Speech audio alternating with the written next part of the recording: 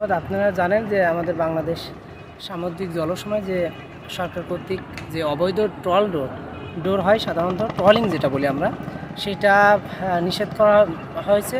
এবং বাংলাদেশ সামুদ্রিক মৎস্য আইন অনুযায়ী এই অবৈধ ট্রল রোধে মূলত বাংলাদেশ কোস্টগার্ড, বাংলাদেশ নৌবাহিনী মূলত এই কার্যক্রমটা পরিচালনা করে থাকে। তো সে সকল কার্যক্রমের ধারাবাহিকতায় আমাদের বাংলাদেশ কোস্টগার্ড আমাদের মোংলা বেজে বাংলাদেশের সামুদ্রিক জলসীমা থেকে এটা আটক করা হয়েছে, আমাদের মোংলা বেজে নিয়ে আসা হয়েছে।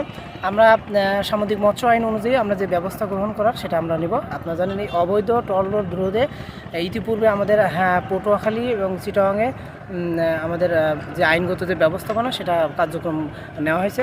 আমরা আশা করি আজকে যে 3টা বোট ধরা হয়েছে, যে ট্রলিং বোট যেটা নিষিদ্ধ, এটা আমরা আইনগত যে ব্যবস্থা সেটা নেওয়ার জন্য আমরা উদ্যোগ গ্রহণ করছি।